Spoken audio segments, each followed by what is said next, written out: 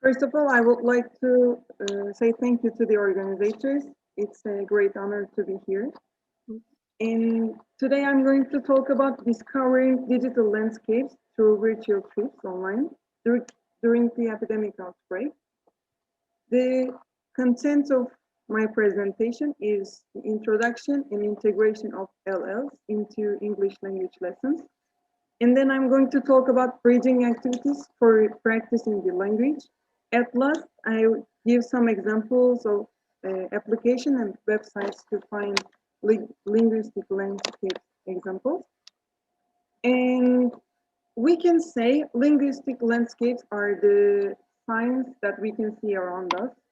Here are some examples from a cupcake shop and from a house in a restaurant, and how I integrated the linguistic landscape in the English language lesson.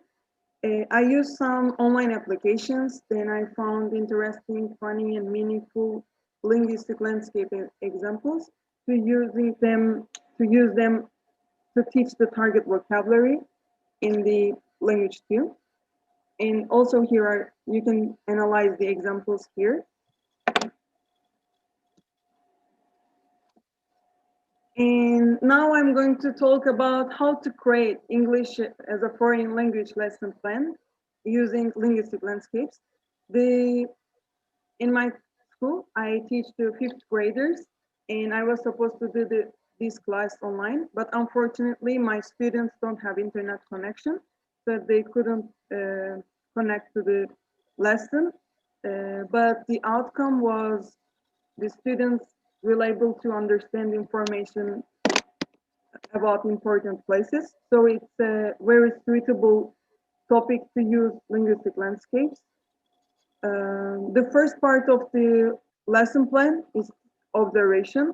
I use some funny, interesting, and meaningful examples of LL used for public buildings, and I show them to the students.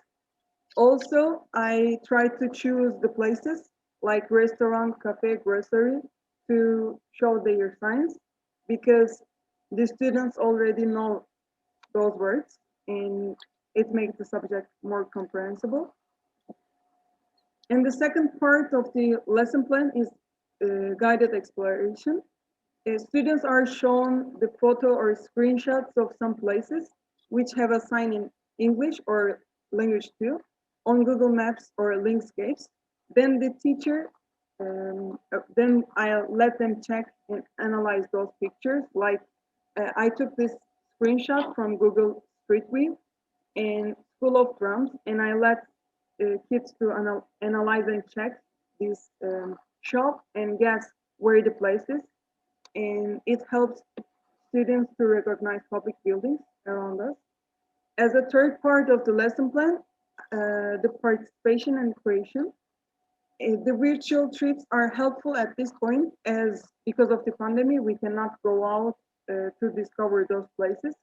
We can use Google Street View or Linkscape to see around the city center and find the English signs and take screenshots to share during the lesson. This is students' task to do during the lesson. And here is an example. This screenshot is taken from Google Street View of the city center of Şanlıurfa. And Tori Toys. Tori is the surname of the man who own this toy shop and toys. And as a continuing, the bridging ideas and activities for the lesson plan.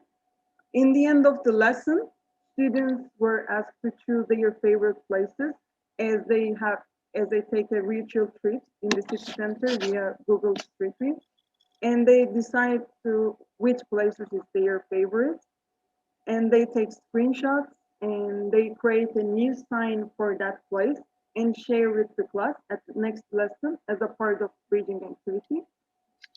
And the application, and here are some applications and websites to use linguistic landscapes in our lesson.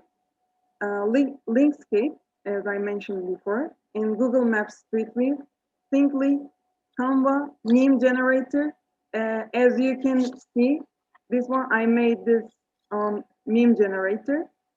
And also you can find examples on eltproject.com image database. You can find a lot of examples through them. And here are some examples of Linkscape and Google Street View. Sorry, I'm going a little bit fast to manage the time. Yeah, please. The benefits, why should we use this method?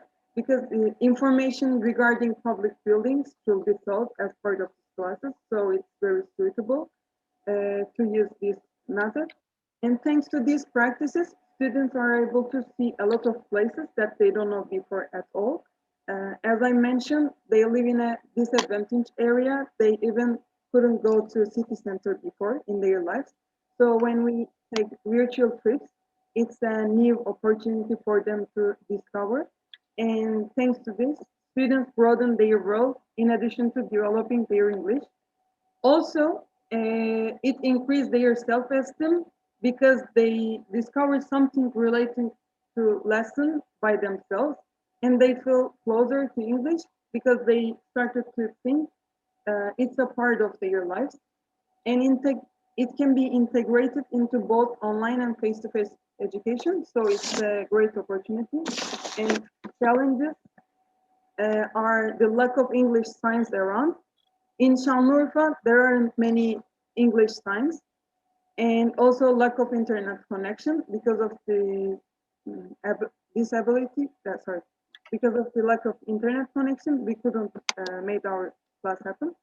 And students inadequate of L2 proficiency. For example, in this picture, it says keep right, but it's left. So if the students don't know what is left, so they will look at it and see it's normal.